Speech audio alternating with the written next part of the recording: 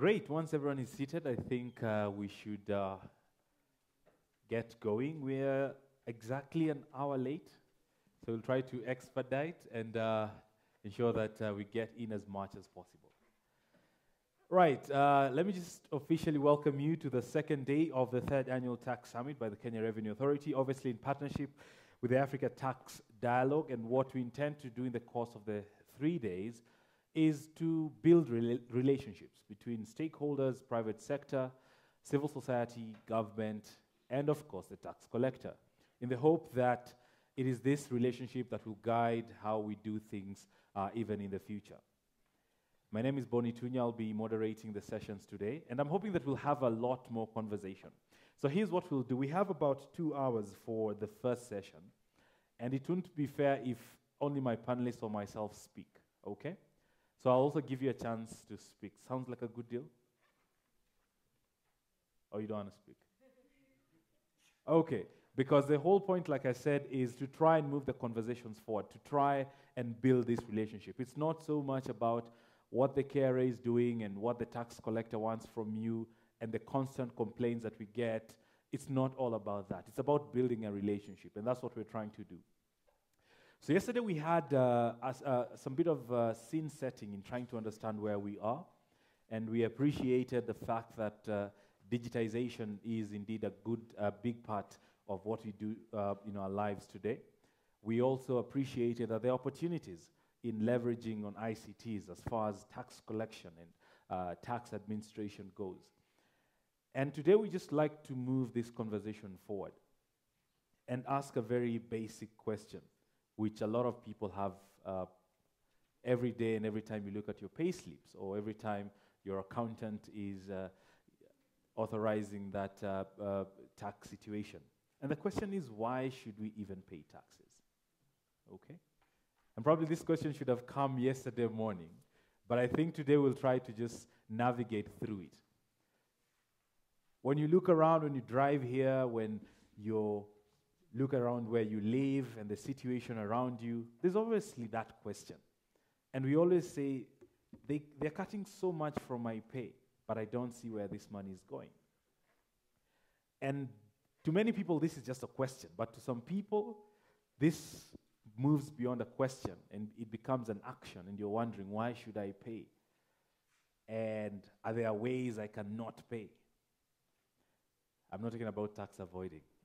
I'm talking about the other one, right? And so today we like to figure out how then do we make sense of the monies that are collected?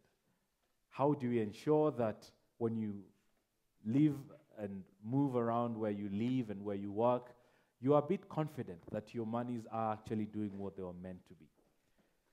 And so we'll try to bridge that gap between that governance and the morale of you, the taxpayers.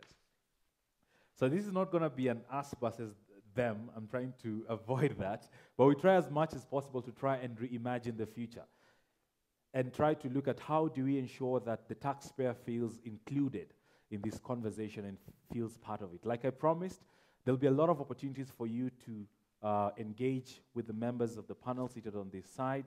So I'll encourage you to take your notes, scribble a few questions, and we'll be very gracious enough to give you that opportunity. Is that okay? So I'd like to very quickly introduce the panel that will be eminently taking us through the question of bridging the nexus between tax governance and the tax morale. But before that, we'd like to set a bit of the scene in understanding why are we even having this question today morning. And to guide us through that, I'd like to, at this very point, invite our keynote speaker this morning, Madam Doris Akol. She's a Commissioner General for the Uganda Revenue Authority. Round of applause, please.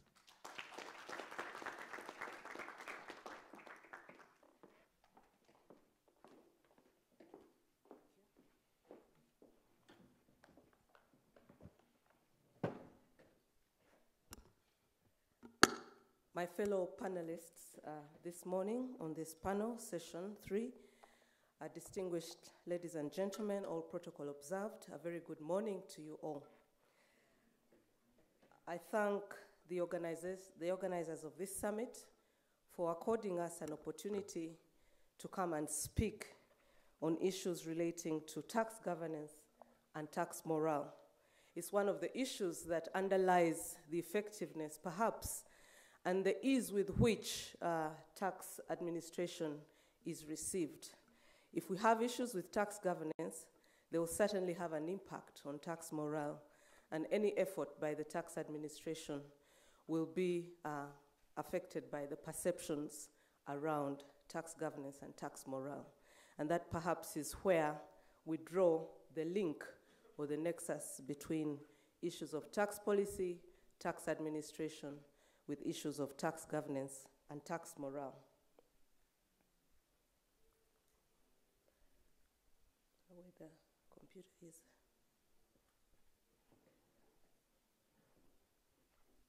It's a pointer. Where's the machine that I'm supposed to point at? Should be this one. There we go. That's the structure of the presentation. I'll go through an introduction, really contextual setting of what the subject at hand is about. And then we'll go perhaps into a bit of a philosophical, or as if you wish, an academic discussion on issues to do with tax governance and tax morale. We'll try to draw the linkage and how each of these affects issues in tax administration. And then we'll talk about what we at Uganda Revenue Authority have tried to do to kind of bridge the link between tax governance and tax morale. And perhaps we'll have a way forward recommendations. The purpose of my presentation this morning is not to prescribe solutions or indeed to make recommendations, but really to create a platform for discussion. Hopefully this presentation will create some thoughts for you, food for thought, that will animate the panel discussions afterwards, and then later on the discussions coming from you, the listeners. By way of introduction, we all know that taxation lies at the very root of the relationship between government and the citizens. Tax provides a social contract between any government and the citizens. Tax is often defined as a non-quid pro quo payment that the citizens are obligated to pay to the government. Non-quid pro quo, and it is an obligation. And that is really what lies at the root of the relationship between tax and between the government, tax authorities who are the representatives of the government in this aspect, and the citizens. Therefore, governments that are seeking to expand the tax base will usually face demands from taxpayers and those that are obliged to make these non-quid pro quo payments. In as much as they are non-quid pro quo, there is always the expectation of reciprocal service provision that the citizens will expect from the government. Why is it reciprocal? Because when the tax is paid by the citizens, they will expect that the government, as part of the social contract, the government will provide the public goods and services that the citizens need. However, it is non-quid pro quo in the sense that if a particular person has paid Kenya shillings 200,000 in tax, they do not expect, or they should not expect, to receive a commensurate service of 200,000 in tax. Indeed, most of the time, the services that the citizenry get often exceeds the amount of money that is paid in tax. And the service that the government ought to be providing should indeed meet this test, that it must exceed far and large the amount of money that each individual taxpayer has paid. And that is where we get the fairness and the distribution across. But nevertheless, citizens will always expect that the government must provide accountability, must provide services in exchange for the tax payments that are made by the citizens. What is tax governance? Tax governance is an aggregate of a few components that I have listed over there. Transparency in the way the tax is administered, transparency in the way taxpayers' money is utilized. We'll also see accountability and participation by the citizens in designing of the tax system or in various aspects of the tax system. They may not be involved on a day-to-day basis on how the tax system is designed, or even perhaps on how much the VAT rate should be. But the citizens should be consulted and should be given an opportunity to participate, perhaps through civil service organizations, on what they want the tax system to look like. Exchange of information. In tax administration, a lot of tax administration functions are based on exchange of information. And therefore, it behoves on governments to ensure that there is fertile ground for exchange of information, intra-government, but also intergovernmental exchange of information.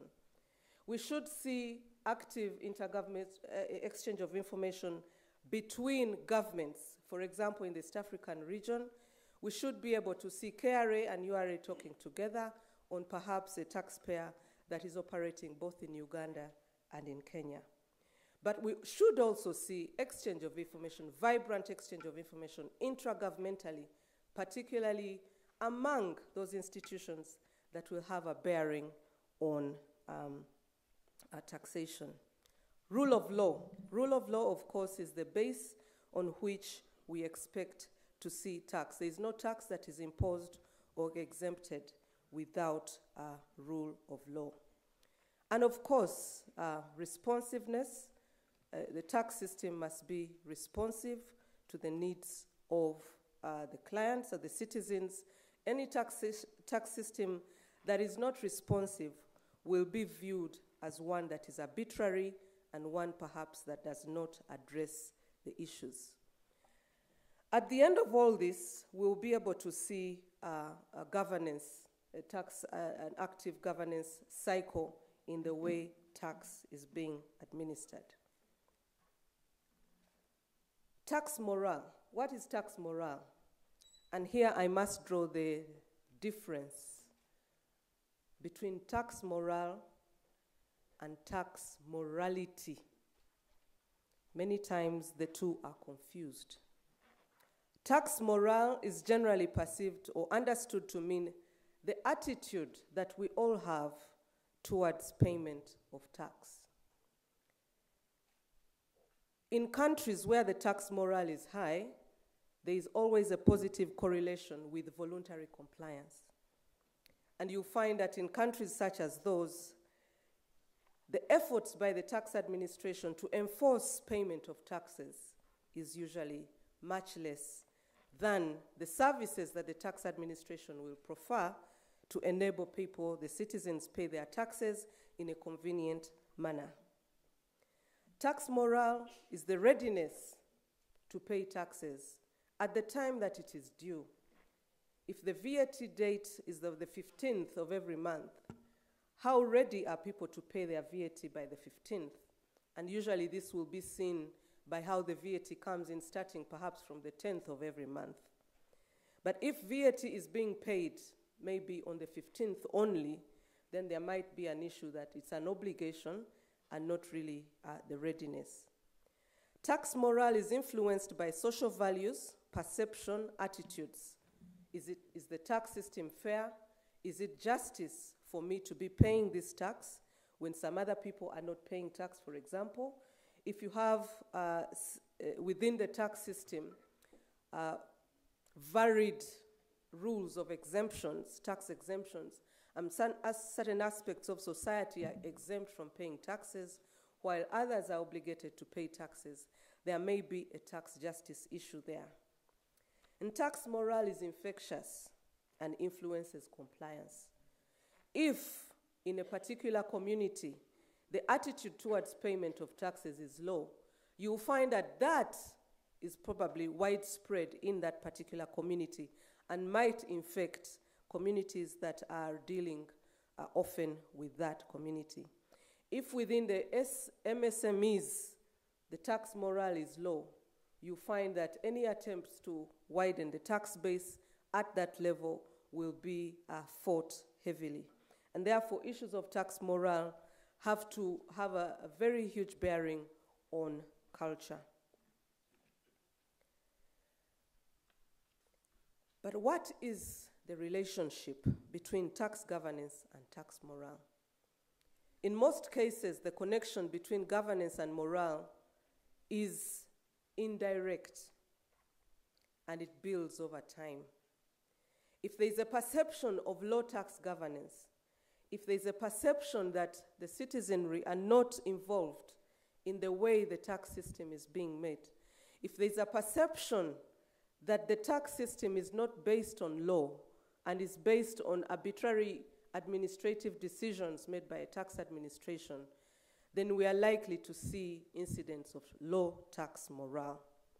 And that is why it is indirect. You'll not have a direct correlation between the governance and morale. It is something that builds over time, and it is something that is one of the softer aspects of tax administration. Tax governance, good tax governance, builds public trust. The trust of the public that our tax system, the whole tax ecosystem, is being well managed and is fair and is just. That also lends a relationship to public trust. That lends a relationship to public trust and ultimately builds into improved compliance. Tax governance and tax morale. Recently, in recent times, we have seen a lot of work being done on fighting aggressive tax planning by the multinational companies. And therefore, there has to be a perception, or there has to be an acknowledgement or recognition of effort being placed on the huge revenue risk.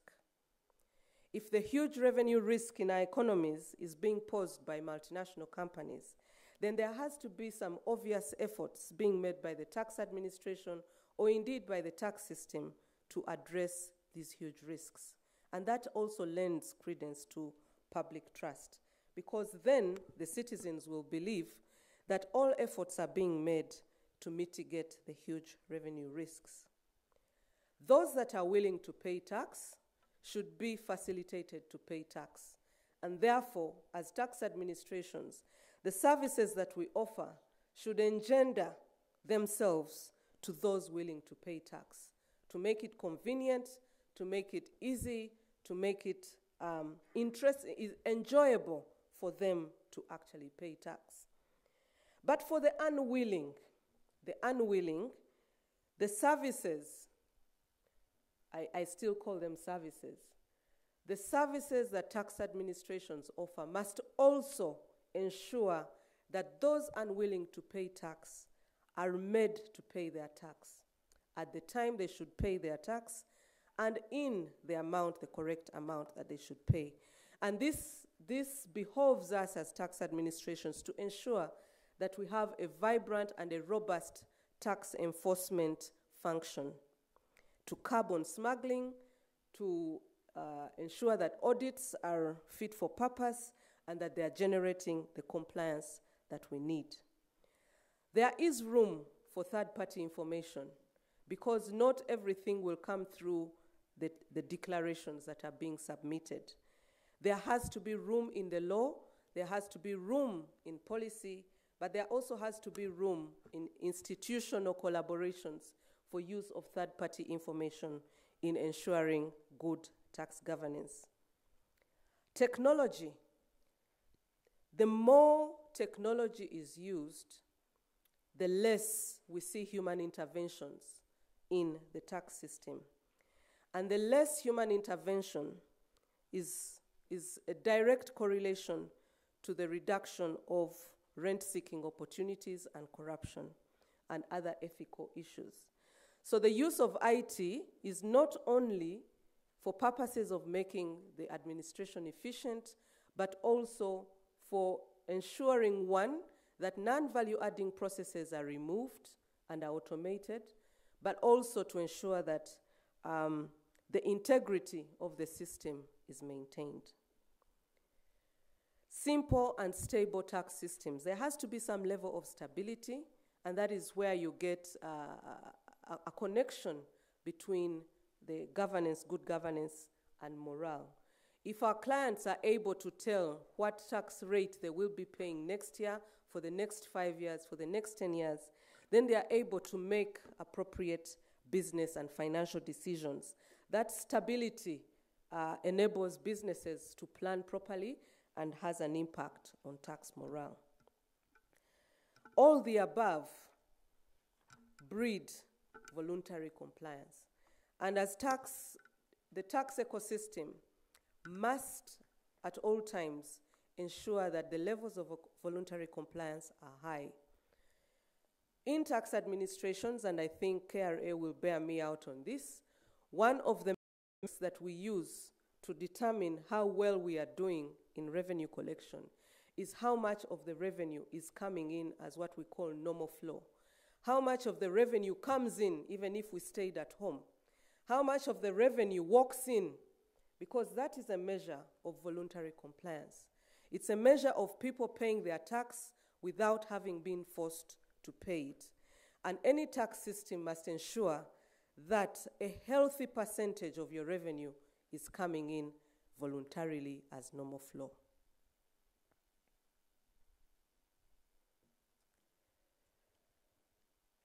The other dimension to the connection between tax governance and tax morale is the public accountability. As tax administrators, it is not directly our responsibility to provide accountability on how taxes are used.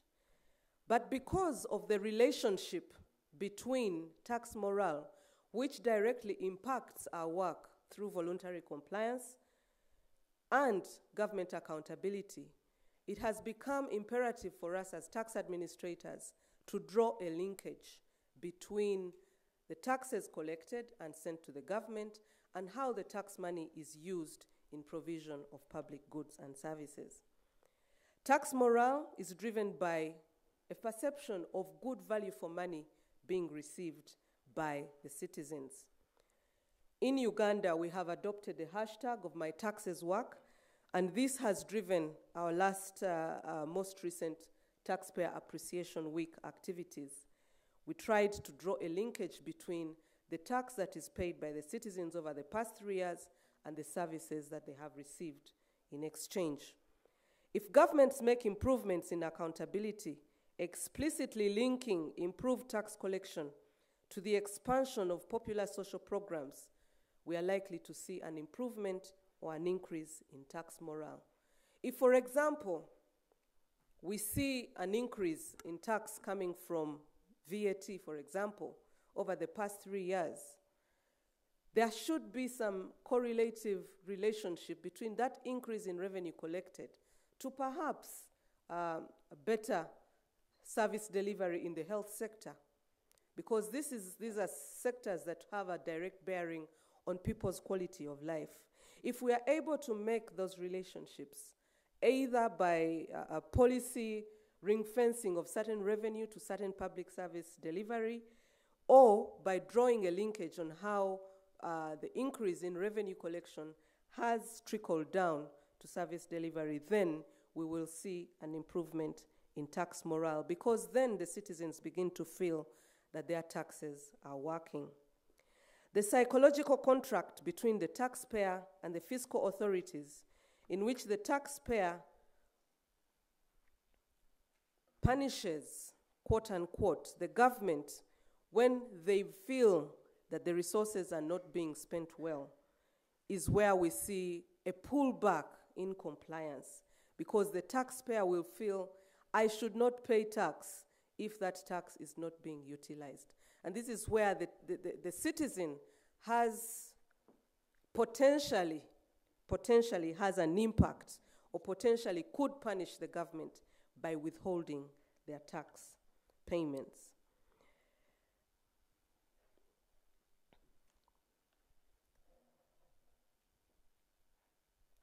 This is just a diagram to show the relationship of how perhaps the citizens could get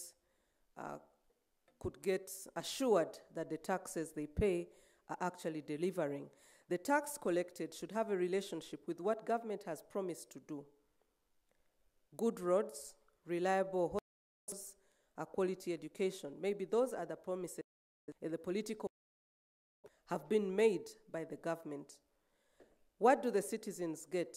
If the citizens get poor roads, it will affect their tax morale. And you can see those two guys at the end are not very happy about what they get. If the tax morale is low, you're likely to get resistance between the citizen and the fiscal authorities, and or frustration when the fiscal authorities actually enforce the payment of tax. So this diagram basically shows the relationship between taxation and tax morale. The efficiency in public spending should lead the taxpayer to view payment of taxes either as a waste of resources or as a beneficial investment in their quality of life. If government is inefficient in the way it spends money, then most likely the citizens are going to feel that they are wasting their money giving it to the government. And this will increase the work that the tax administration has to do, because remember, the tax administration must enforce payment of taxes on those that are unwilling. The cost of collection goes up because of the inevitability of using cost in enforcing collection. Those that are facing frequent power cuts and poor transport facilities are more likely to engage in tax evasion. And if the tax administration is not properly grounded or well located, it may actually miss out on cases of tax evasion. And this is the connection between governance and morale. And how does morale manifest in itself?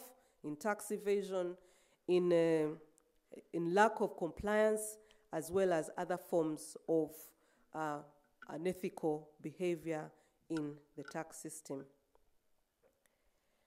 And again, like I mentioned at the beginning, I'm not prescribing solutions, just to show you what we at URA do to try and improve the relationship between what URA does and how the public views the work of the tax administration or the tax system in general. We have quarterly engagements with the press, informing the public about how much has been collected and how this money has been spent. We also talk about the sectors that are performing and the challenges that each sector is facing, and perhaps with an outlook on what the future, immediate future, is likely to present to us. But in doing so, we are also measuring ourselves against a TADAT measure. TADAT is a tax administrator's diagnostic tool which measures the effectiveness of the efficiency of a tax administration. And transparency and accountability is one of the measures. So in holding regular press engagements and information sharing engagements with the public, not only will you be meeting the rule for accountability, but you'll also be meeting the rule on transparency on tax administration. I already mentioned the Tax Appreciation Week was geared at building strong relationships with the private, the informal sector, and giving a broad accountability of what taxes have done for the people of Uganda. And we looked at on the revenue collected over the last 3 years. The taxpayer appreciation activities, I think, are being done in all the revenue administrations in the region, and it's a good way of giving back to the public that we serve. At URA, we've been having this for the last 10 years, but this particular year, we engaged government ministries and authorities to come and showcase what they had done with the money they received from the central government. We had the Ministry of Health, we had the Ministry of Defense, Ministry of Education, and other government ministries, especially those that have a direct bearing on the citizens' quality of life, to showcase the product of what they do with the taxpayer funds. This scored successes on many fronts. One, it provided information to the public who are always asking, and I think that question is asked here as well, what does our tax money do?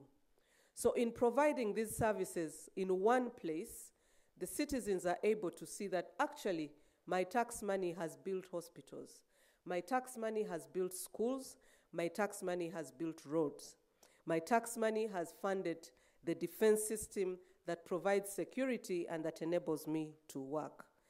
But also, in addition, it helps people interact with government officials on a more formal basis and hold account on, we hear this and this has happened in the ministry. What are you people planning to do about it?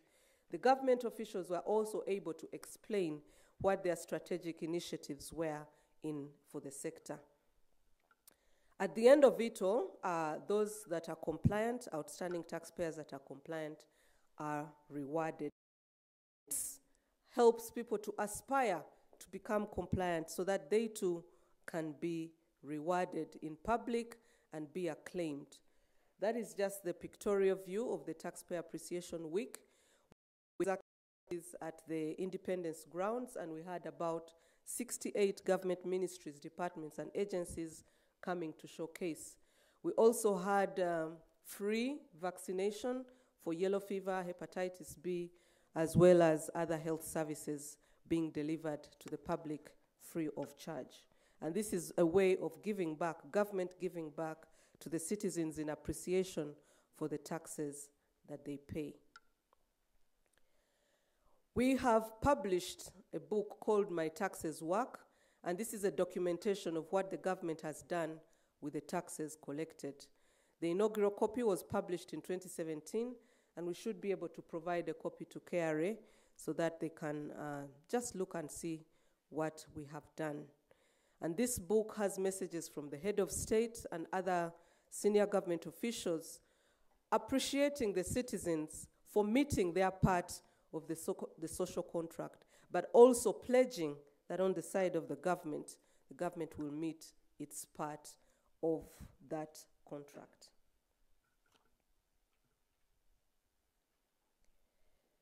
Other methods of stakeholder engagement include the Open Minds Forum, which brings together a number of minds to talk about pertinent issues. And these may be issues in taxation or issues in the economy. It's a proactive way of engaging the public on critical issues that affect society. But it also provides an opportunity for the public participation in policy formulation. You talked about participatory processes as being a component of good tax governance. So forums like this create that opportunity for the public to participate in policy formulation and development. It encourages stakeholder interactions, but also brings those involved in tax administration on the ground to understand what are the issues affecting the people that we serve. The most recent Open Minds Forum we had was on the subject of developing a medium-term revenue strategy for Uganda. What did that mean for us? It means if we want to make our system more robust, if we want to make our system sustainable, we need to have a strategy that doesn't last just 1 year, but lasts for a period of 3 to 5 years in the medium term. Taxpayer education is something that we all do. Various forms of taxpayer education through literature, through engagement with the media, both print and electronic, and various other forms of engagement. But also the deployment of technology to make it easy for people to comply. The URA app, I know there are various apps that KRA is using, point of sales machines where people can pay their tax using their cards. Instead of having to go to the bank and queue, you can pay your taxes directly using your Visa or MasterCard, using point of sale or online systems where tax payments can be made directly from your bank account. SMS messages when services are being delivered, and this keeps the taxpayer informed on how much or how far their tax process has gone.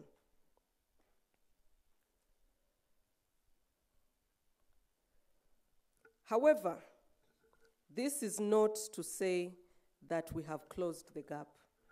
The public perception to tax payments is still quite low, and the tax culture is still one where the citizens view with suspicion the system that requires them to take, quote unquote, their hard-earned money and give it to a government. So our role as tax administrators is to ensure that we narrow this gap. We must narrow this gap by ensuring that we are efficient, that we are effective, and that the money, we provide accountability for what the money does, either directly or through influencing the government system that is supposed to provide accountability. As a result of this gap, we still have huge levels of informality in the economy. We still have a lot of SMEs especially doing business informally and being unregulated and keeping out of the tax net. But it behoves us as tax administrators to influence a positive tax payment culture, and therefore we must ensure that the system of tax governance is a good one. One taxpayer said that, as a quotation during the Taxpayer Appreciation Week, that the URA initiatives to show us what our money is doing is very good, but when we reach the hospitals, there are still no drugs. How do we influence those other elements in government that are supposed to provide services to provide the services to the public? And this is by keeping them on their toes, by saying we will routinely publish to the public how much tax has been collected and how much tax has been released to your sector, so that the burden now shifts to you to show what you have done with the revenue collected.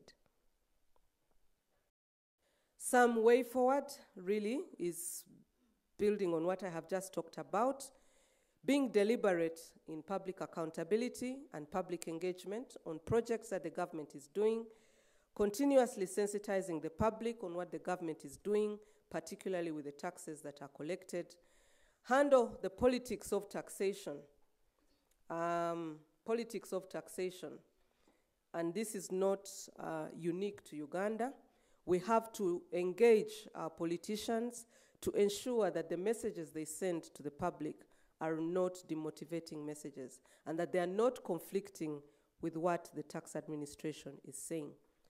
Pitch the tax strategy at the national level and align all bottom activities to it.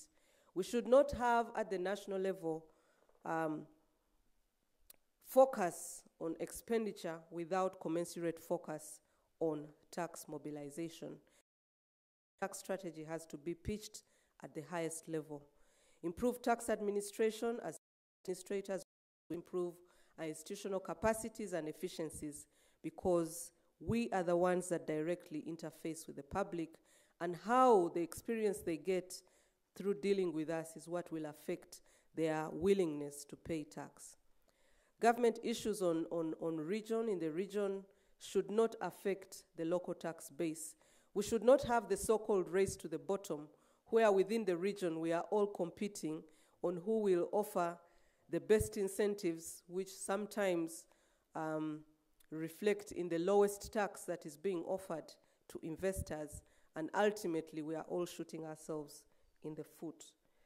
New perspectives in compliance governance must be enhanced or embraced: risk management, use of technology, cooperative compliance, and other forms of segmentation, and where compliant taxpayers are treated differently from those that are less compliant.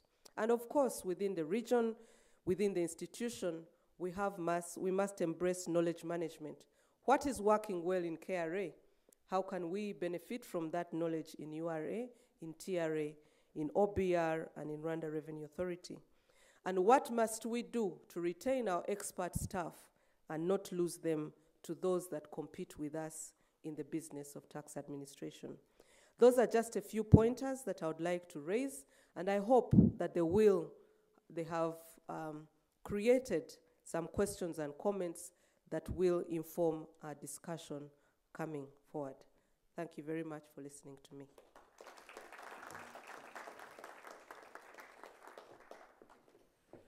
Another proper round of applause to Madame Doris Akol for sharing her thoughts and a bit of way forward. What caught my attention, Uganda is way ahead. They even have a hashtag. It says, "My taxes work." Okay? Let's try to figure one for Kenya. I see people laughing. My taxes work sometimes, all the times, maybe, always, in future.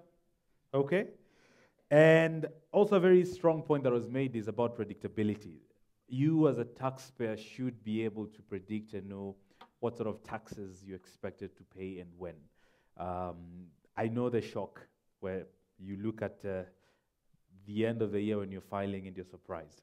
But to get us into that and try, hopefully at the end of the day, we'll have figured out a proper way and improved our attitudes towards tax paying. I'd like to set the stage for the panel that will engage in this. This panel will be moderated by Mr. Daniel Witt, who is the president for the International Tax and Investment Center. Round of applause, please, to our moderator. Allow me very quickly to run through the introductions for the members of this panel. First, we have Professor Dina Pomeranz, who's a lecturer at the University of Zurich. Thank you. Clapping is good. Peter Kinuvia, who's a tax partner at the KPMG. Mr. Maurice Orey, who is the Deputy Commissioner at the Kenya Revenue Authority in acting capacity. I may massacre your name, but forgive me. Robert Yuha, got it right, who's a tax administration advisor for leadership at the Nathan Associates. And last but certainly not least, Evans Kaikai, board director at the Kenya Revenue Authority. Okay, so that is not Evans Kaikai, evidently. That's Philip. Round of applause to him, please. So without much ado, Daniel.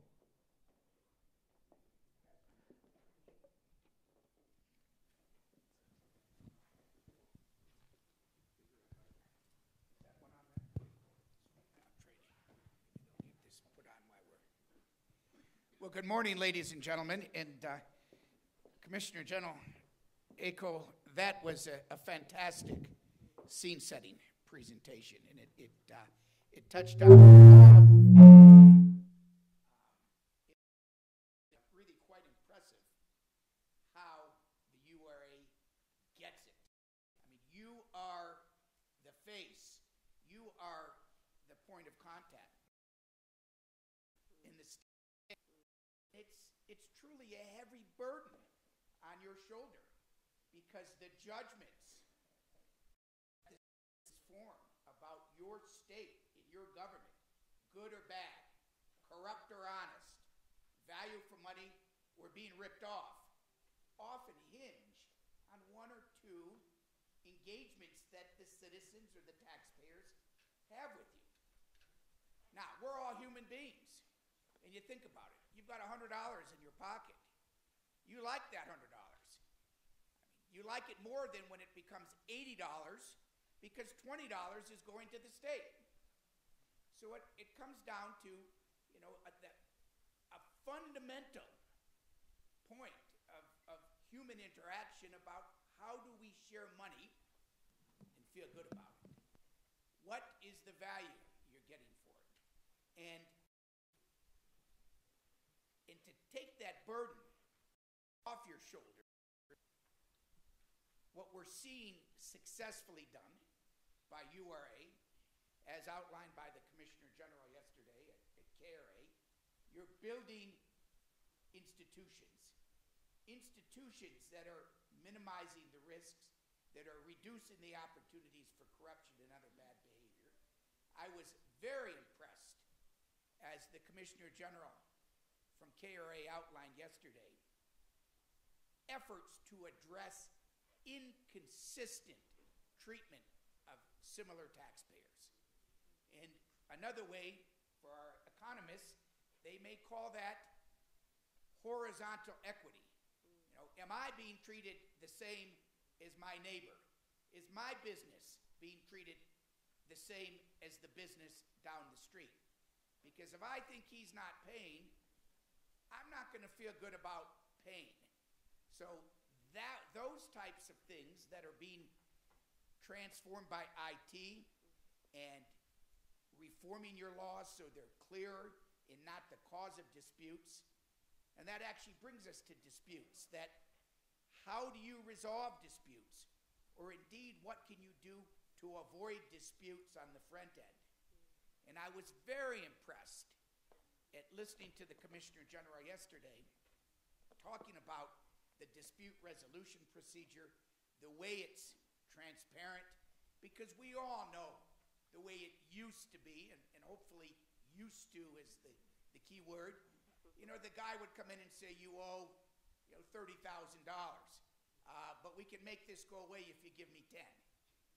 So you're eliminating those opportunities that drove ill will. I remember we started ITIC working in Russia and Kazakhstan. And I remember it was very hard to get Russian companies to participate in forums like this.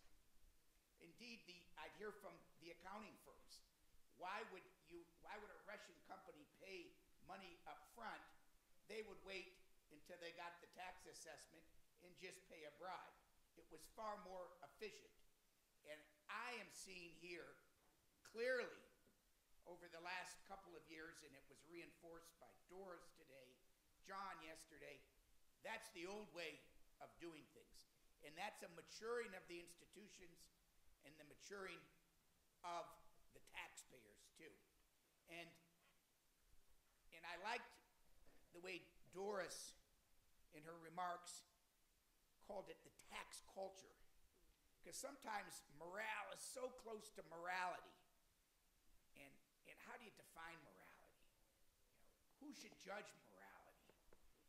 That's ground I'm not comfortable walking on. But we've seen the debates where the civil society organizations are often pointing these fingers of morality or fairness. And I've got boy-girl twins, and what's the fair amount of allowance to pay them? They'll come to me and say, well, you should give me more because the kid down the street's getting more. So how do you define fairness? But the tax culture, how do we build a tax culture? And that takes time, and I think with different taxes, I think you can accelerate a tax payment culture on indirect taxes, and it takes a little bit longer, though, on income tax, on direct tax. And just a quick story. A few years ago, we brought about a half dozen people like Doris from the former Soviet republics, and also I love mixing tax administration, Ministry of Finance, and parliaments, because you need to get them talking. And we went to Singapore to learn about the Asian tigers.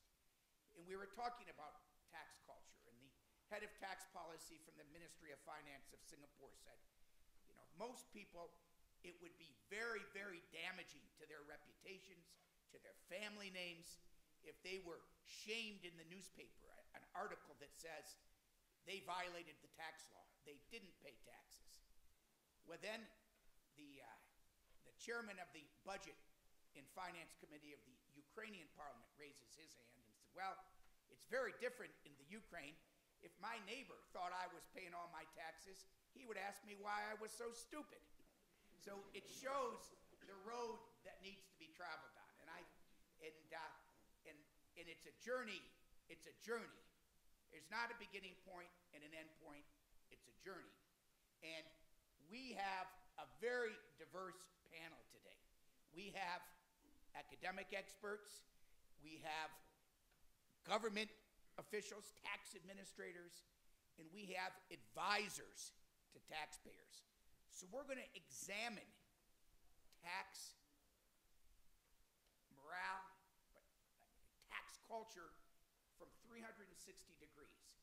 Because it's not just good enough to have it right from the government side. You've got to look at it from all sides of the table. So with that, I think why don't we just go with, unless people object, I suggest we go with the order in our program. And Julius, could I ask you to kick us off? And we might have to share the mics here. Oh, that one's live. Keep this one over for us.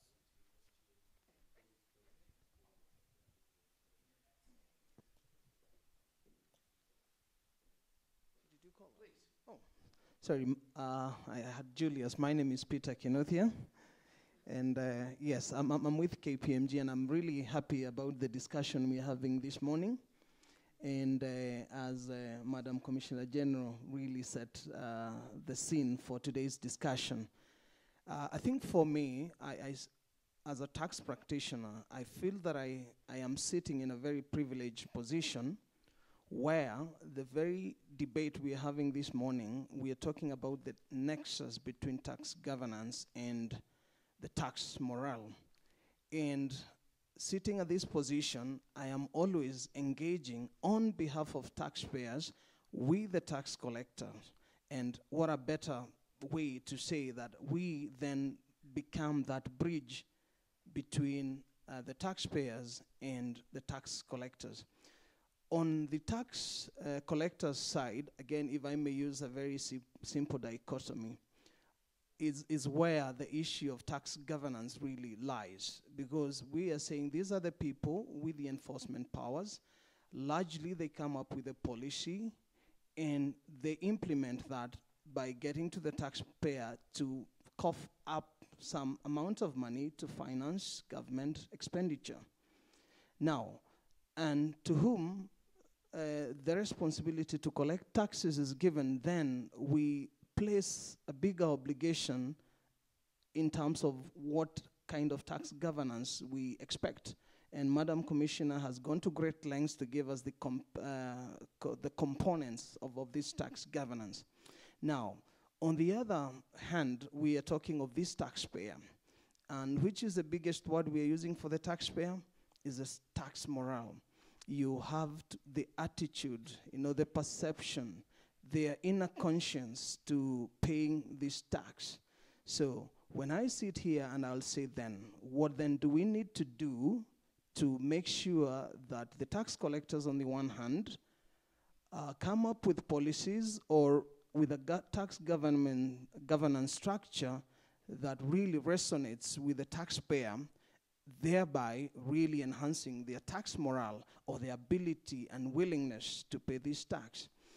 For me, I then go back to the very basics. Anyone who has gone into a tax class will really talk of what we were told as the first lecture, the canons of taxation. What then do we need for us to enhance that taxpayer's morale? Then we have to make sure that our taxes are, first of all, certain. I don't want to go to great lengths about that because that has been explained very well. You want to know for this kind of business, this is the tax that I need to pay, and it is definite. It is not, it's not ambiguous. It is not to be decided at the whim of whichever revenue officer that I'm dealing with. And it has happened in some of the countries, I would say, even within this region, where you're not too sure how much you'll pay because something will be assessed on some form, and then you'll be told this is your need to pay. So for us, we want, as taxpayers, this is what they keep saying, we want something that is certain. The other thing is we want a simple tax system. I mean, it can be argued that, yes, tax policy makers come up with complicated mechanisms. But the more that we can simplify this, that a taxpayer doesn't have to engage the services of a mathematician, not even just a tax advisor. Yeah, they don't have to go through regression analysis and other complicated mechanisms to really determine the amount of tax. Then they will be very, very, they will pay so easily. We are talking of fairness. I think even the moderator has spoken about, fairness. Am I being treated the same way as the other person? If I'm running this business and the other person is in a similar business, we need to be treated equally. We are talking about the ease of administration. Like, I know that I cannot spend more than half of my time really dealing with taxes. My business is actually not paying taxes. My business is actually making my business, and this is the language of the taxpayer. So I want a system that does not really ask me to spend so much time for me to comply. So I can log on to iTax, for example, The system will be up and running. I will not have too many issues. If there is an issue, can be resolved, and I pay my taxes. That reduces the pain for the taxpayer, because taxes are generally coercive.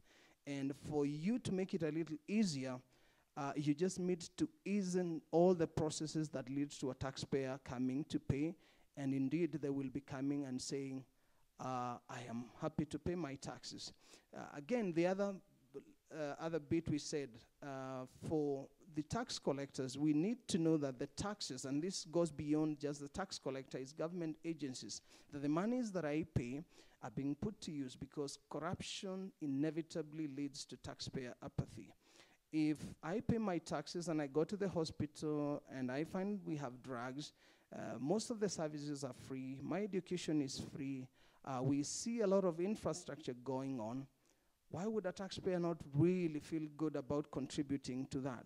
But if that money goes to the wrong pockets or is not put to good use, then we cannot talk of taxpayer morality. And I think for me, those are just my initial remarks about how we can go on to narrow this gap between governance and morale.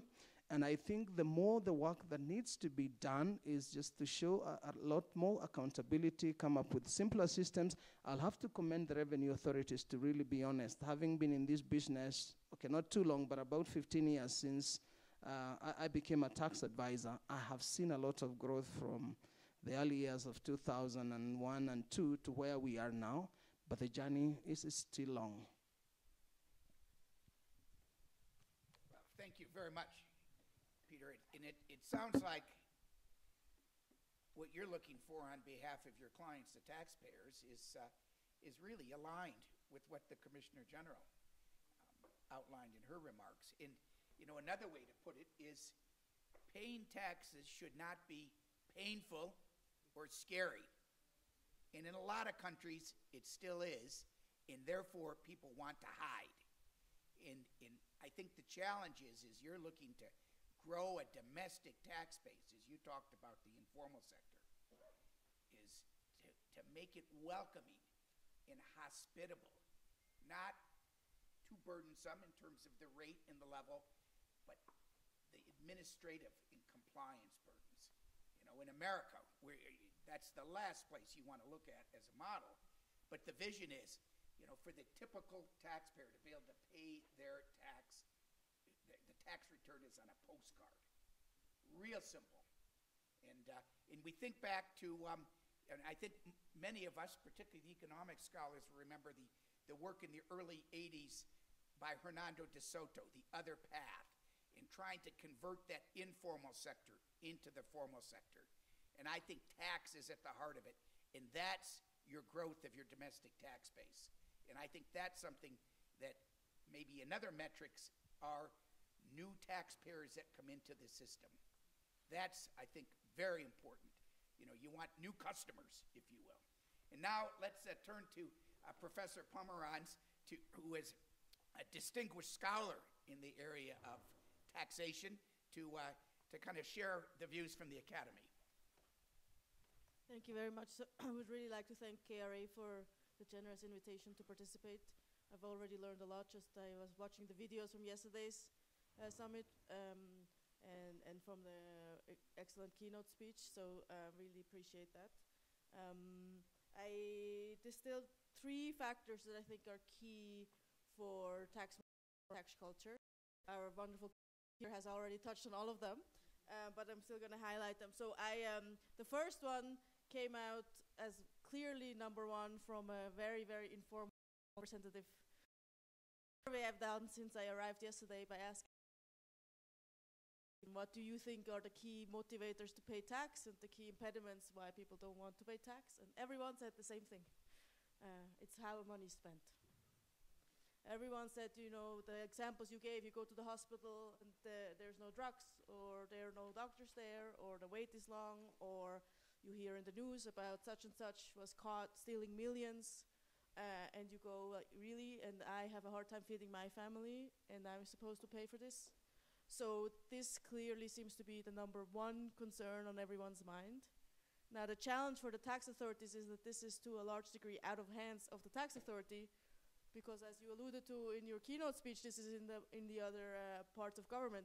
I was very intrigued though by what you mentioned, that even the tax authority can sort of put the screws on other parts by requesting that information, what did you build, and publishing how much every part received. And so even that part, maybe the tax authorities have some leverage, but it's clearly the hardest part, and it's a challenge because it seems to be the biggest part. The second point is what was also mentioned already a couple of times, is tax fairness.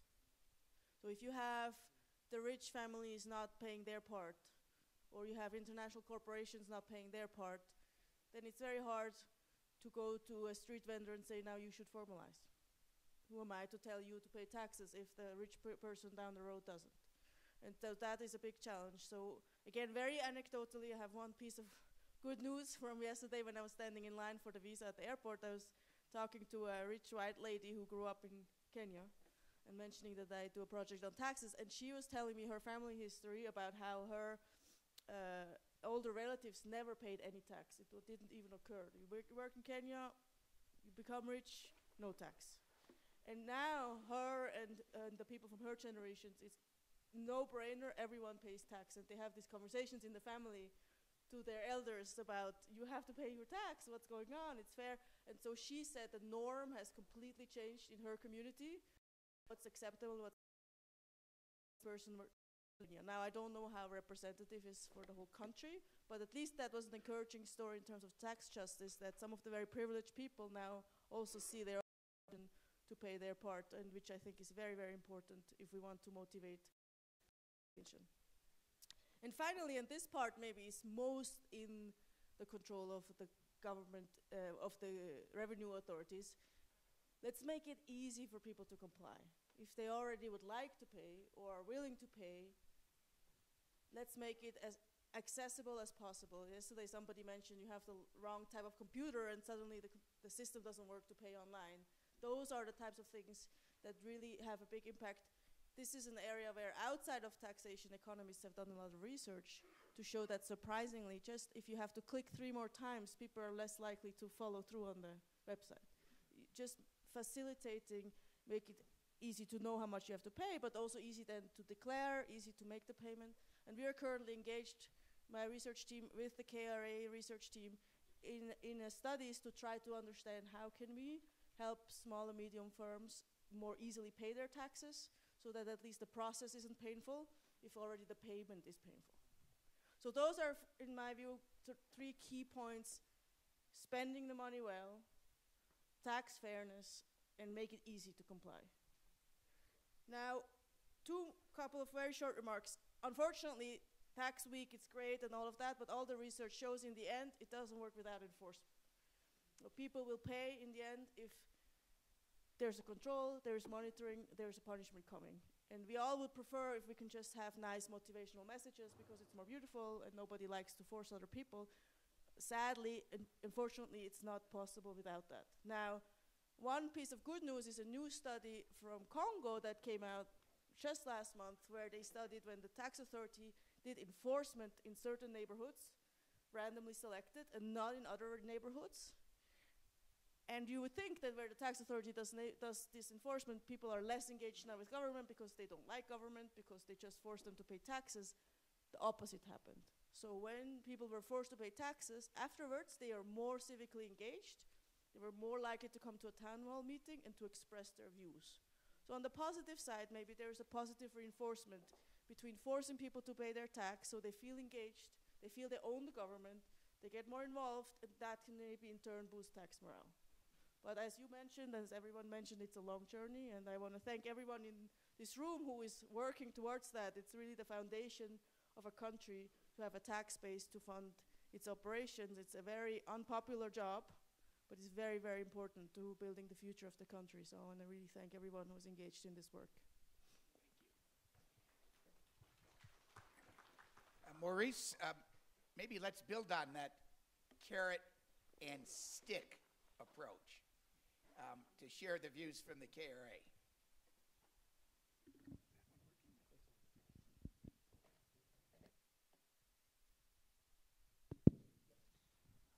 Thank you very much, and I would like to say that I'm happy to have been invited to this panel, and I would like to extend my appreciation also to the organizers, which include my own organization, KRA, in organizing this forum.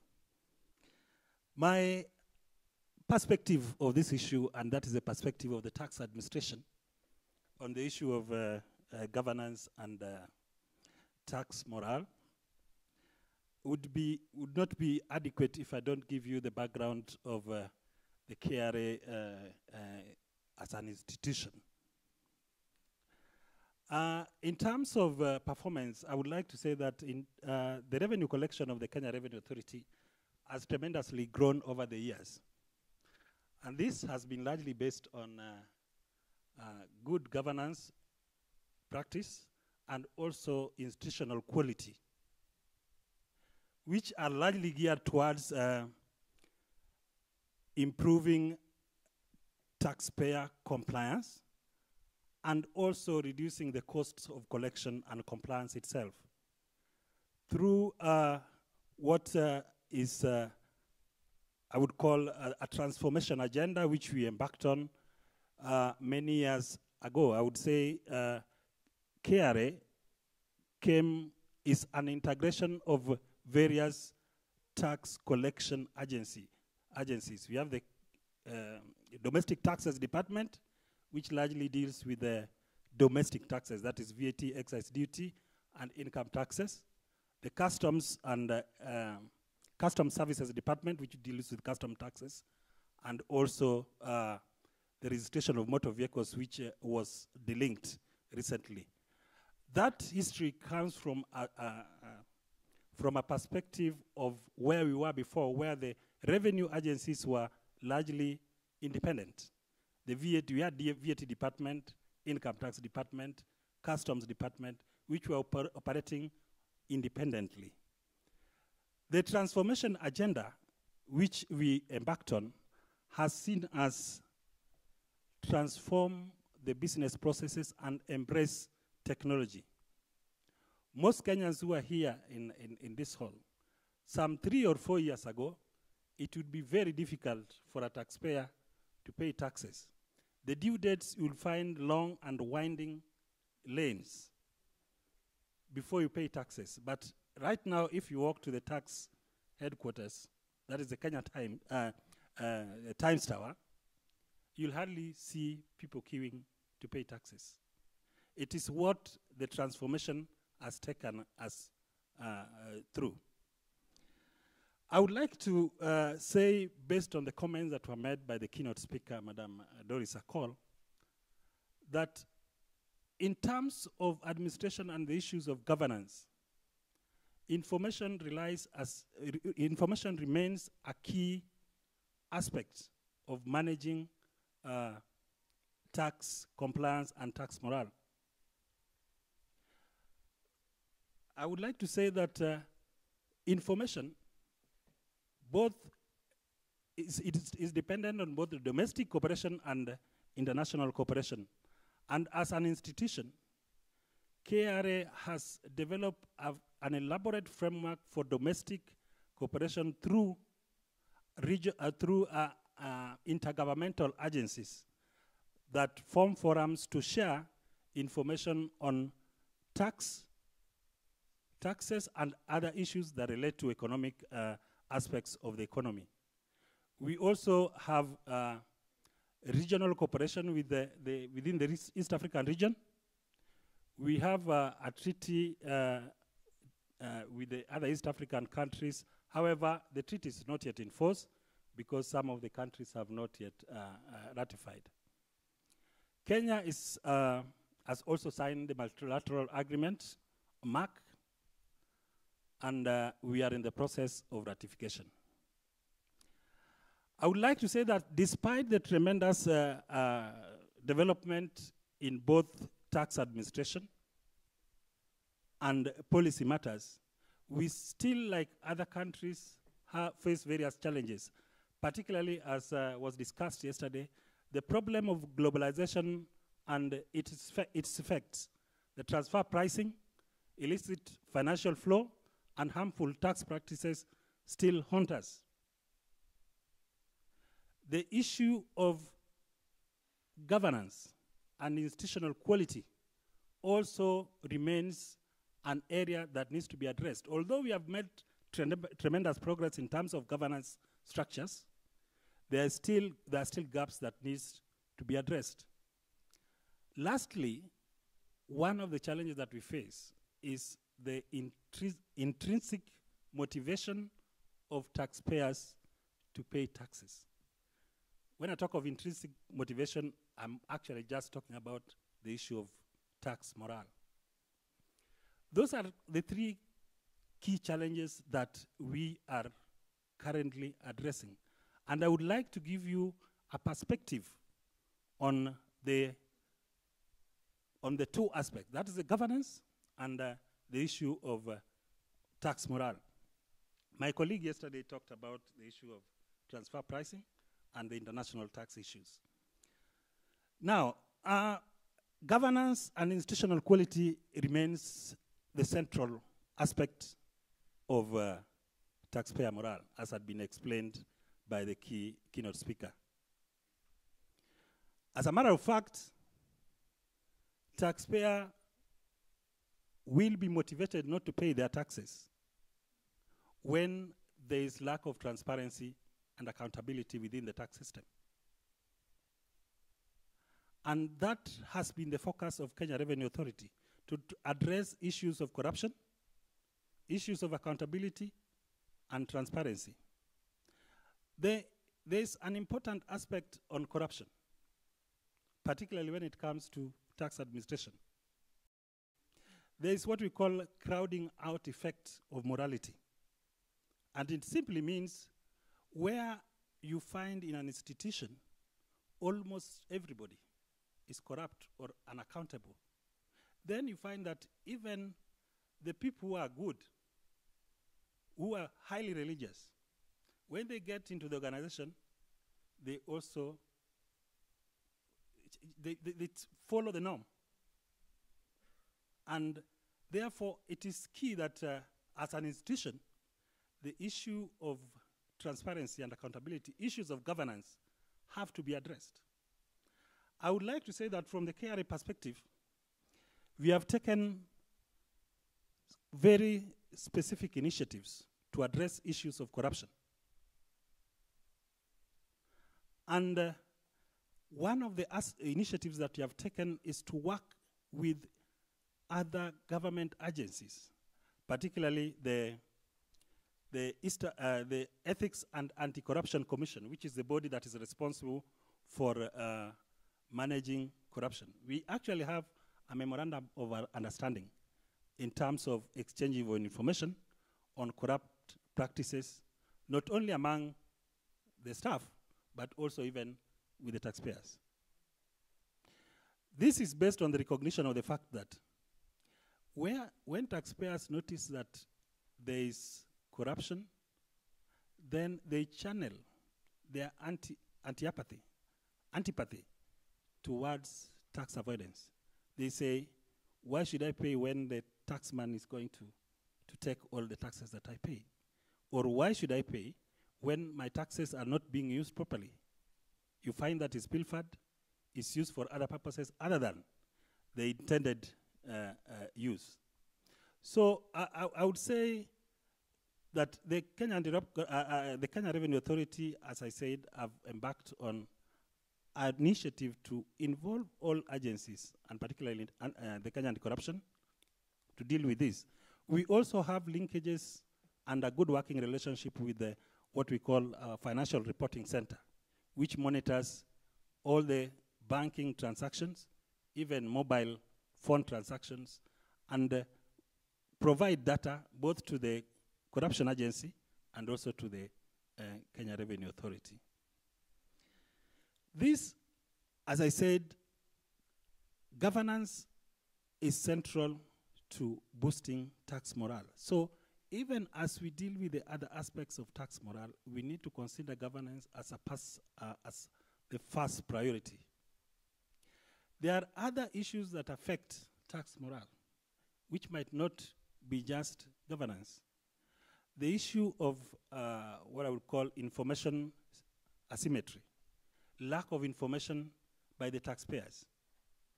Taxpayers sometimes don't comply or lose morale in paying taxes because the information that they get is not clear.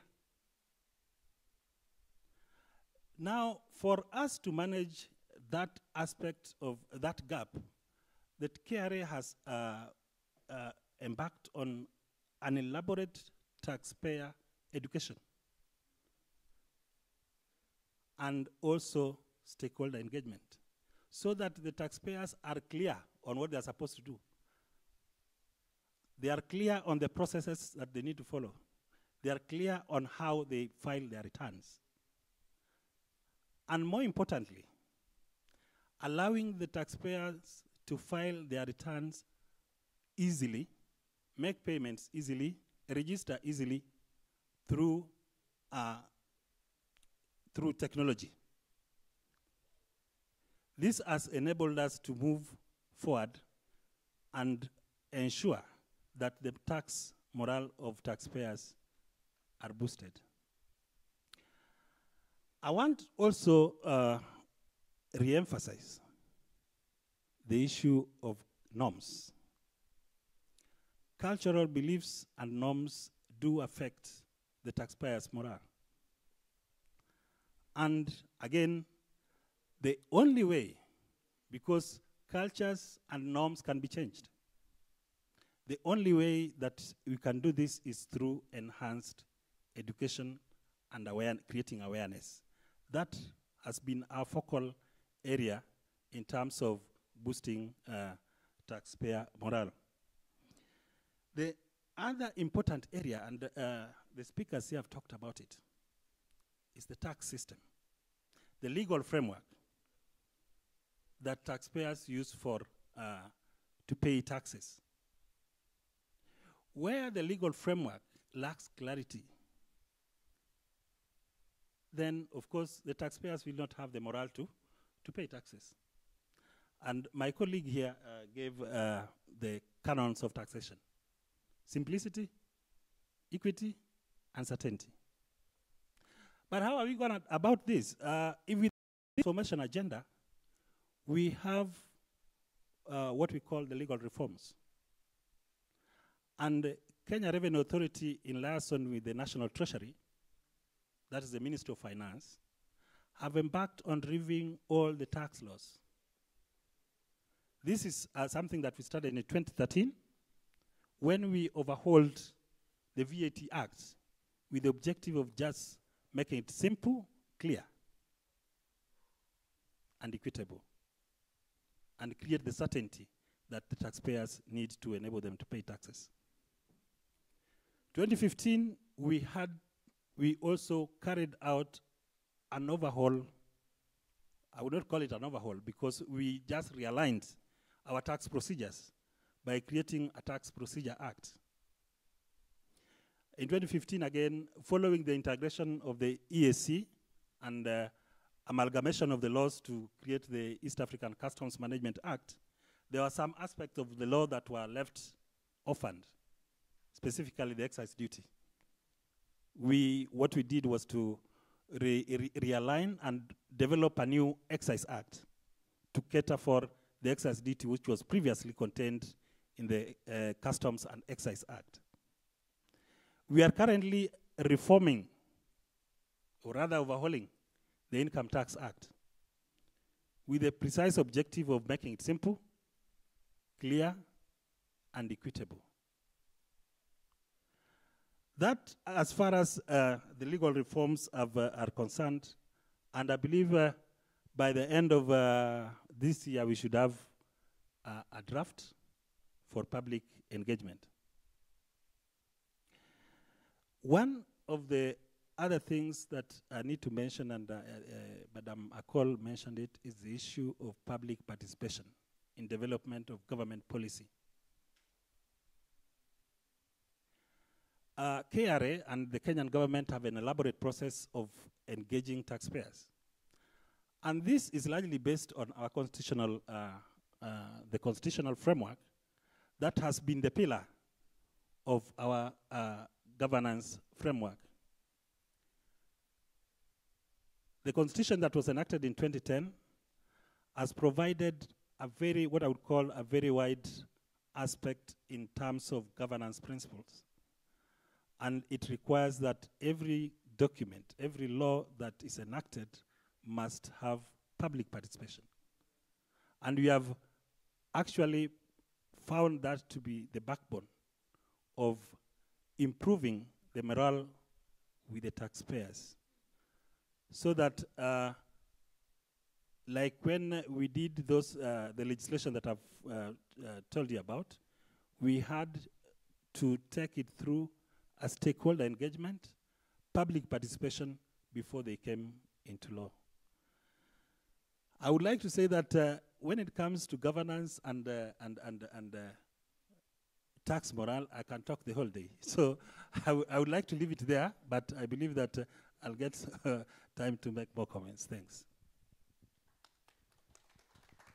Well, thank you, Maurice. And again, it's very impressive to hear of these critical institutional reforms that are underway at KRA.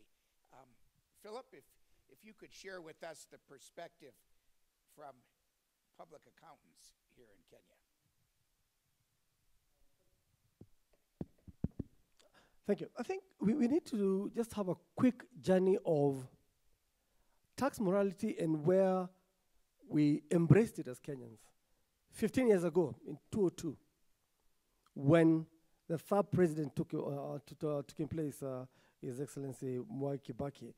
And in 2002, if you remember, there was a clarion call to lipe ushuru tujitegemee. That's what KRA adopted.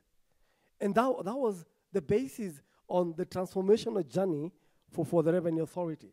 And with that clarion call for to lipe ushuru tujitegemee, Kenyans then embraced paying taxes, and it was more like, if you don't pay taxes, you're a criminal. You're not. So tax morality came from Kenyans. So you must commend Kenyans from 2002 picking that through when the political will was there and people were said, meaning let's pay our taxes to be self-sufficient. And we had a hashtag, you're proud being a Kenyan because you're paying your taxes. And I remember the then finance minister saying, when we go to the Bretton Woods institutions, we're not going with a ball and IMF conditions we are coming here as equals because our tax base as a country was picking up. And that was great. 2010, we came through and had a wonderful constitution. We even said Article 2.1 of our constitution that the burden of paying taxes shall be fairly, the revenue that's raised nationally will be equitably distributed on the counties. Then the challenge comes. We've now gone devolution. The county governments, they are underfunded. Now that you've moved that tax into the grassroots level, at the county level, then the issue of accountability comes into play. When we talk about horizontal equity, the question of corruption comes into play. We've had major scandals, be it the NYS scandal, be it the Anglo leasing scandal, and in one, I think, the NYS scandal, the culprits, when they appeared before the Parliament Committee, said they'd pick money in gunny bags. These are taxpayers' money. And the question is, we've not seen a prosecution for tax evasion. Picking then the issue of horizontal equity, then the question is, hang on, you mean I'm paying my 30% for someone to carry it in gunny bags and go redistribute? So I pose the question then, is there a strict enforcement, or do we have enough prosecution powers to the Revenue Authority? Not at the EAC on corruption. This is now tax crime. You literally robbed 30% out of taxpayers with gunny bags. You need to be in the kufa. So we need to see, I think, that prosecution into the end, and then the people will be like, wow, I don't need to evade my taxes. This is what happens. We tell that for lack of a better word, public hanging of tax evaders. And the question now again on tax morality is a tax that has been imposed in Kenya on Kenyans, is it fair enough? Do we have adequate training on tax laws? More often than not, you only come to know about this animal called tax when you get into employment and you get your first pay slip, and there's something called PAYE. Is it pay as you eat or pay as you earn? And you quickly rush to the accountant and ask, what is this? And you're told, oh, this is tax. That's the first time you get into contact with tax. Should it be the case? Should we actually be thinking a paradigm shift and start teaching what I call tax basic 101 at the primary school level or at the secondary school level? Introduce that tax education at an early stage so that you appreciate as a kid growing up the need to pay taxes. You don't come into contact with that when you just get your first pay slip and there's something called tax. And that's been the case. So a change on that. Then make it easy to pay taxes. The calculations on taxes. The income tax return that we submit annually, what we call the IT ones, it's complex. And in that complexity, the complexities, there are opportunity. In the ambiguity lies opportunity. So many of us have made careers out of that complexity. But you need to make it very simple, no more than a page. And so I know this is my obligation. It is simple, and that way, that's how you will net the informal sector also coming on board as taxpayers. Good tax governance will definitely increase the taxpayers' morale because they'll need to see that they need to pay taxes. And as Madam Commissioner General indicated, once you see that your taxes are used in the right way, you smile and pay your taxes because you know what? They're going to in the right cause. And then mechanisms to ensure that the taxpayers have the knowledge and chance to learn the new system. We have a new income tax. We're overhauling our new income tax act. How robust will we engage the 45 million Kenyans with this new income tax act? The more you educate your taxpayers, the more compliance becomes easy. What the Commissioner General talked about, the direct revenue coming through. And then yes, now deal with the exceptions. But as you deal with the exceptions, also, I think, create a good example by having someone serving the coolers. My two views. Well, thank you very much, Philip. And it was interesting. That was the first time we heard any of the speakers talk about political will. I mean, I think the technical path is quite clear, but we all sit in democracies with parliaments. So the political will is something that we cannot take for granted and needs to continue to be reinforced. And your other point about education for future taxpayers. I have to say, it was mid-90s in Russia, and I thought it was a little bit humorous, but now I think it was very wise. The state tax administration developed these kind of comic books that they were using in the schools about paying taxes. Azerbaijan has done a very effective job of developing resources that start in primary school, very basic. And I think that's something that in the countries you could think about to begin to plant these seeds in future taxpayers. Well, now I would like to turn to Robert, who I think I hate to put you on the spot, but I will, can give us an interesting perspective because he had a long career in the United States Internal Revenue Service, and then for the past 8-10 years he's worked as an advisor to different projects in developing countries. So maybe you could share insights from advanced economies and developing economies on building a tax culture. Thank you very much. And I'd like to thank all of the panelists for their insightful outlooks on taxation. But there's an old saying that goes that the only two things you can really count on in life are death and taxes. I worked at the Internal Revenue Service for 32 years, and on top of the Internal Revenue Service is a saying that it's from Oliver Wendell Holmes, who said that taxes are the price we pay for a civilized society. And I think that's always been one of the hallmarks of what taxation has meant to me and what I try and carry through in my work. Today's program talks a lot about, how we've talked about tax governance and how it affects tax morale.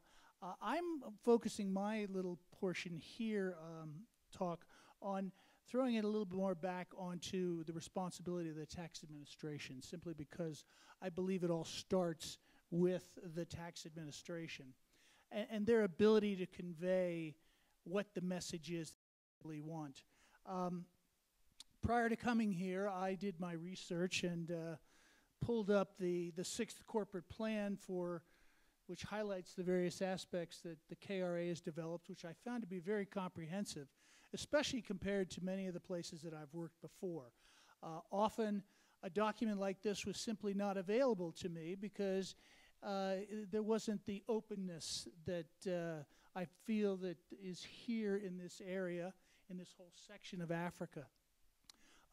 Most people did not want to talk about it because they didn't want anybody else to know about it, because knowledge is power in a lot of ways, whether you have financial power or financial knowledges.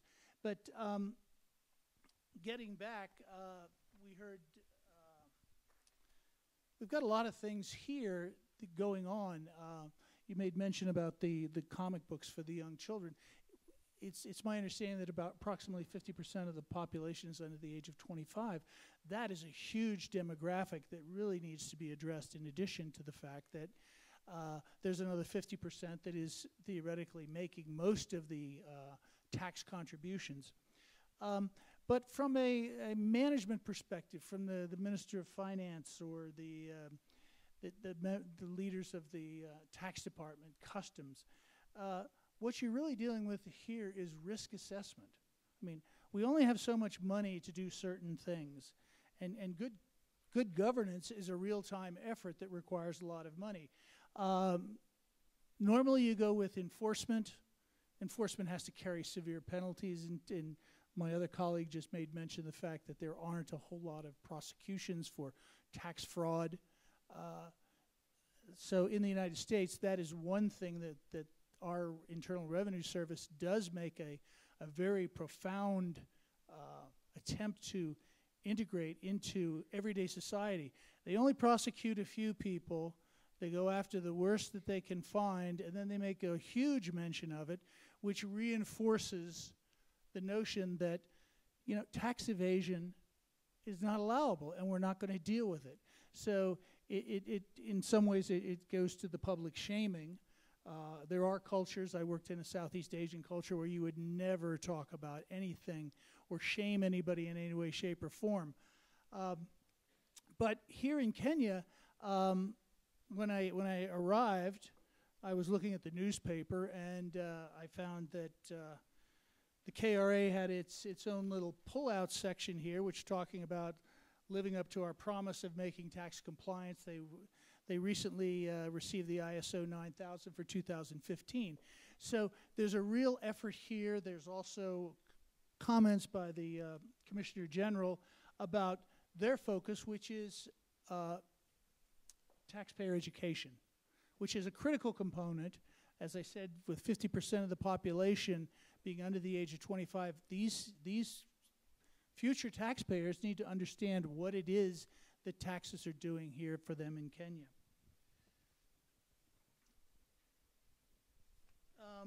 So in the realm of taxpayers, one of the things that I always try and look at and discuss with senior management is, with addition to taxpayer services, we really look for the non-filers, the stop filers, and the late payers.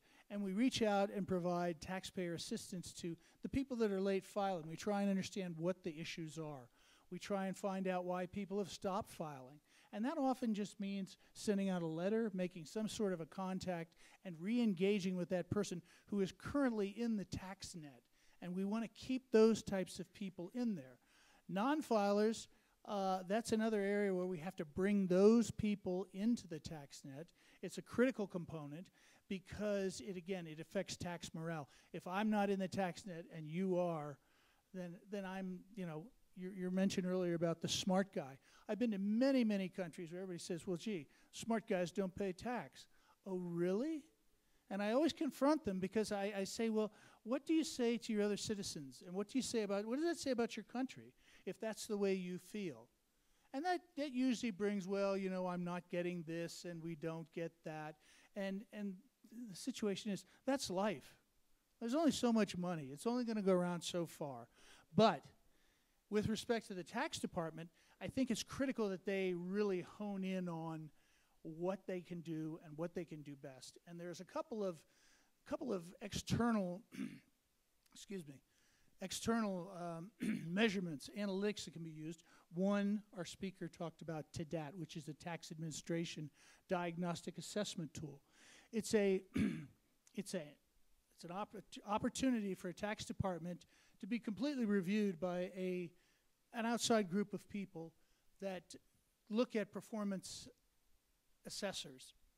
And they go down through it and they talk about things such as ease of payment, transparency, many of those types of issues.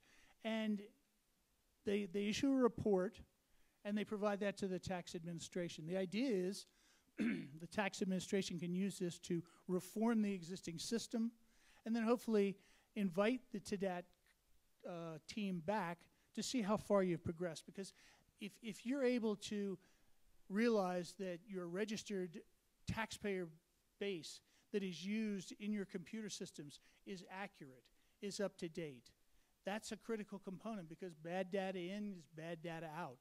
And it doesn't affect, and it doesn't make any difference, excuse me, with respect to, those types of things. The other thing that I'd like to just point out is that right now, working with Nathan's, I'm working on updating the USAID collecting taxes database. And in that, they look at certain tax administration criteria, such as what does it cost to collect the tax? And you get a certain number, and how many people do the collecting of the tax, and how many people are there, how many registered taxpayers are serviced by the tax department. And these are just items that management can make use of in determining how to best assess their risk assessments that they face every day. So in conclusion, I think that really good tax governance starts with the tax department, and then it works through, and it works its way through so that eventually you have the tax morale of the population is generally improved. So I do believe that there's a nexus. It's just a long process, and I think that's one of the things that KRA and I know URA are working on, and it's something to be commended. Thank you very much. Well, thank you, Robert. I'd like to open the floor and make this an interactive panel. So we have 8 minutes before our coffee break. So please, let's try to get things started. Yes, sir. Is there a microphone? Yep, right here with the yellow tie. Yep, you're in the correct aisle. And please identify yourself. Okay. My name is Francis Owino. I am CEO Reef Limited. I'm a taxpayer. When you took us through the tax morale aspect, I think this is something that is very key.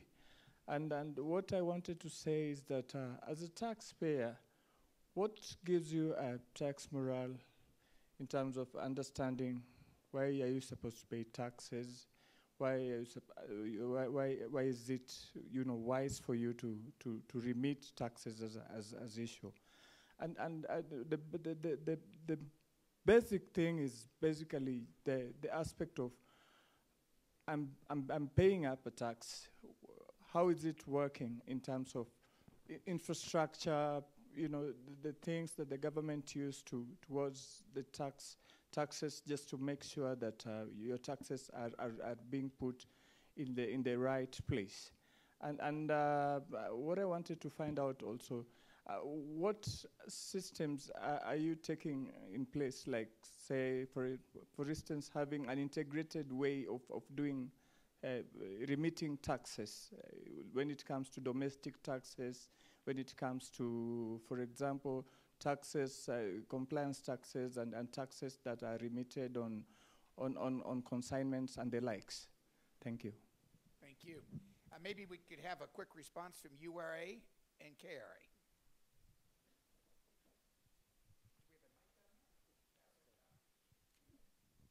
Okay, they've all slid down here.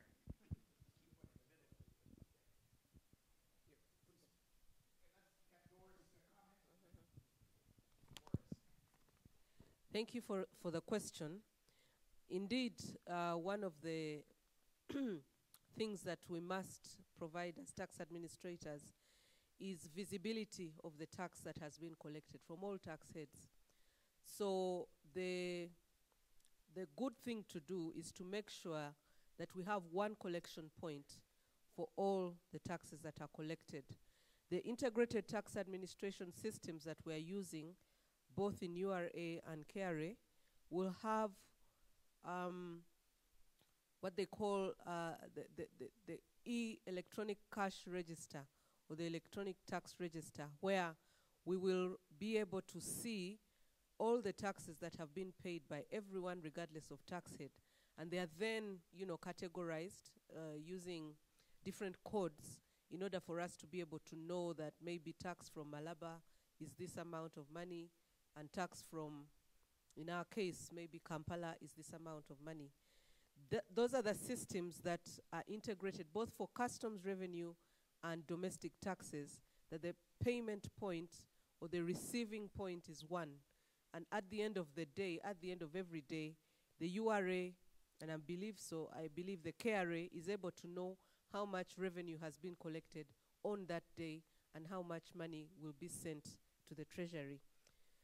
One of the ways that we have eliminated a wastage or loss of tax, leakage of tax, is by removing payments by cash. Cash payments have been phased out, and we receive money through the banking system. Through the banking system, through electronic payments, as well as through digital payments, like use of digital money through mobile money, but also the point of sale machines. In that way, you have a direct transfer of funds from one person's account, whether a mobile money account or bank account, to the tax operations account, and you're able to track how the money is moving from the taxpayer into the consolidated fund. And those payments are reconciled on a daily basis in real time, because once the money is paid, within a matter of a minute or two, the URA is able to have visibility of the tax that has been received. And because of that, on a daily basis, weekly basis, monthly basis, we're able to report on the revenue that has been collected and sent to the consolidated fund.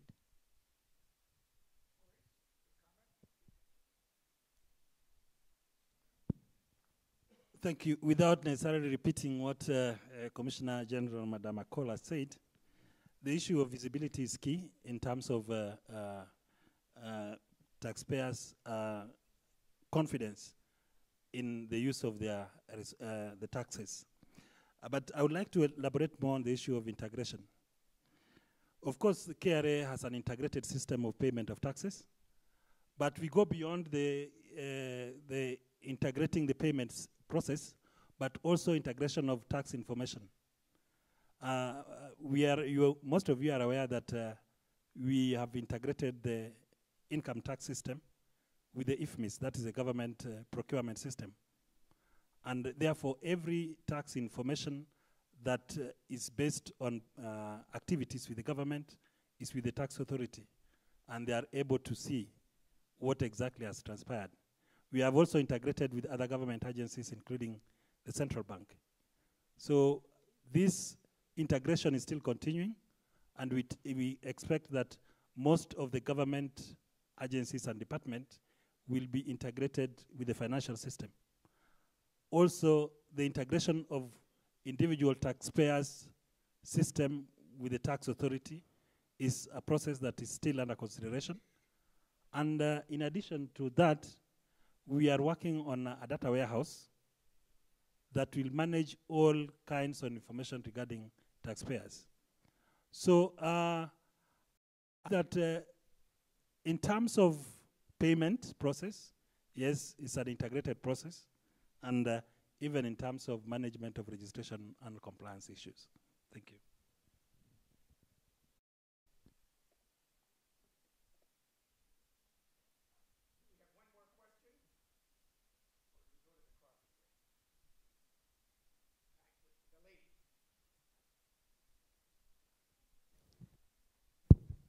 Good morning. Thank you so much for your presentations. My question is directed to the tax administrators in terms of to what extent you can influence or do you influence tax policy. You mentioned there are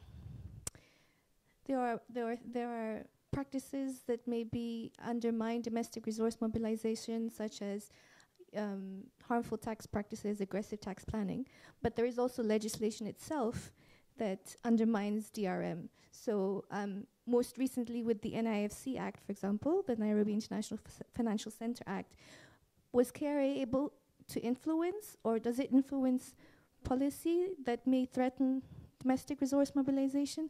The Act itself, for example, allows for a lot of tax incentives. It allows foreign companies to invest and repatriate all their profits. So I'm just wondering, yeah, the extent you're able to influence tax policy. Thanks. Back to our same duo here. Morris, you go first. It would be interesting to hear your views. Thank you very much. That is a good question. And I would like to say that the Kenya Revenue Authority has a lot of influence in terms of tax policy. In terms of the legal framework, KRA is key in development of the legal framework, closely with the National Treasury. In terms of other legislation, particularly the one you have mentioned, the Nairobi Financial Center, yes, KRA was involved. And in terms of even the involvement of other stakeholders, including the Tax Justice Network and the professional bodies, we have had a lot of engagements in developing of that legal framework. So in short, I would say yes, KRA is deeply involved in development of the larger government policy and even its the administrative policies that affect taxes. Similarly, in Uganda, the Uganda Revenue Authority will influence or inform the process of tax policy development, analysis, or review, but mainly from the perspective of what is our experience in administering the tax laws on the ground. If, for example, there are certain provisions in the tax law that are impacting on our ability to collect revenue, then we will inform the tax policy to have a relook at that. I'll give an example.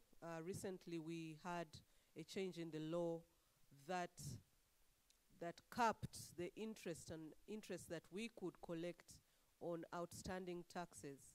Why did we propose that? Because we felt that when the interest is not capped at a certain point and continues to grow, it makes the liability unmanageable and keeps the taxpayers away. Those that would actually pay outstanding taxes will find that it's like literally they're chasing a tail, like a dog chasing its tail. They'll never catch up because the interest continues to grow. And so we thought that if we are able to cap the interest up to a certain point, properly defined, then a taxpayer would know that this is the outstanding tax that I'm paying, and eventually I'll clear it if I make a payment plan structure a payment plan, eventually I'll be able to clear that tax. Of course, even with addressing issues of harmful tax practices, when we look at the loopholes in the law that are encouraging these kinds of practices, it's the tax administration that will inform the tax policy that in the Ministry of Finance, and working together will make the amendments in the law that will close those loopholes. Having said that there are other tax policy changes that are influenced by other, call it developments in the economy. If, for example, there is a push towards encouraging investment in particular sectors, that will be influenced by other people and not necessarily the tax administration.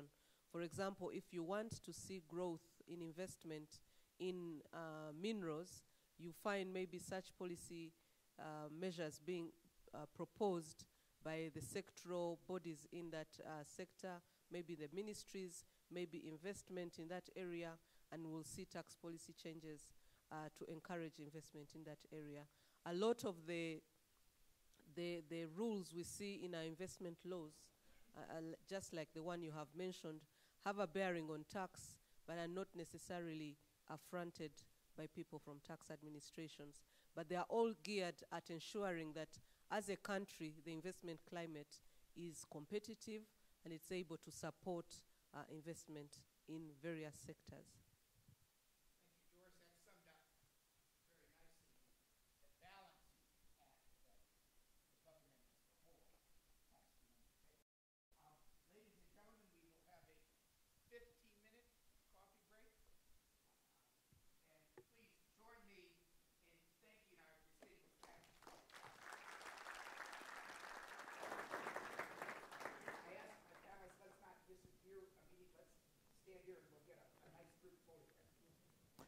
Great. Thank you very much, Daniel, for guiding that panel. I'm sure you've carried away so many lessons from this.